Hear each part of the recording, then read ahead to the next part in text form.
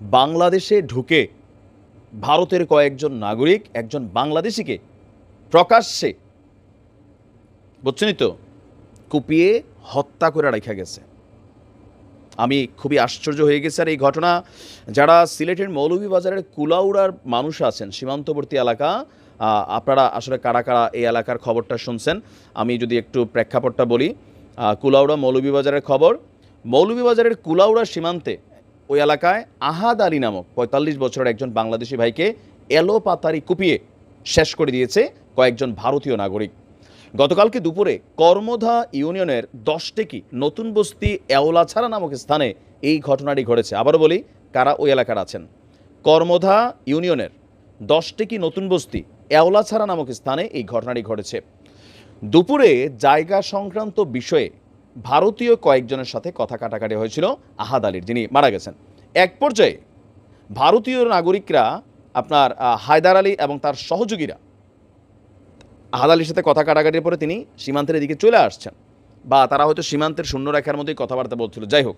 তো তিনি যখন বাংলাদেশে ঢুকে গেছেন তখন এই ভারতীয় নাগরিক হায়দার আলী এবং তার সহযোগীরা আন্তর্জাতিক সীমানার রেখার ৫ গজ ভেতরে ঢুকে এলোপাতাড়িভাবে আহত করে আমাদের আহাদ আলীকে। এই সময় খুবই খারাপ অবস্থায় তাকে ফেলে চলে যায়। স্থানীয়রা তাকে উদ্ধার করে কুলাউড়া হাসপাতালে নিয়ে গেলে অবস্থার অবনতি ঘটে।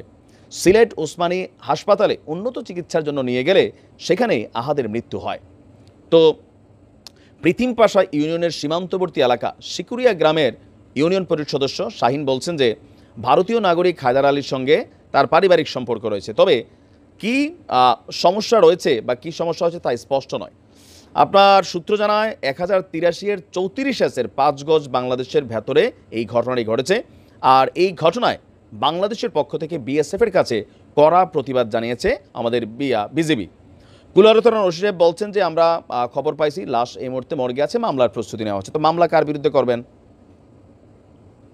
কি হবে? ভারত থেকে তাদেরকে আমরা ধরে আনতে পারবো, বিএসএফ ফেরত দেবে? আপনি বুঝতে পারছেন?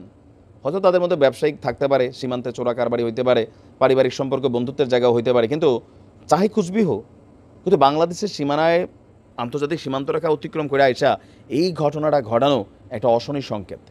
তো প্রতিবাদ জানাইছি, এটা ওইভাবে বড় নিউজ হিসেবে সামনেও আসে নাই। এটা নিয়ে আমাদের সরকার আজকে কি বক্তব্য দেয়? বক্তব্য দিয়ে কী হবে? আমি তো আগেই বলছি, বিএসএফ বলবে আমরা এত বড় সীমান্ত ভাই, আমরা এখানে ঘটে গেছে, উই আর সরি, আমরা বিষয়টা দেখছি। বিএসএফ দুঃখ প্রকাশ করবে, বলবে যে যারা অভিযুক্ত আছে তাদের বিরুদ্ধে আমরা ইনভেস্টিগেশন চালাচ্ছি, তাদেরকে গ্রেপ্তারের প্রস্তুতি নিচ্ছি। দিন শেষে কী হবে?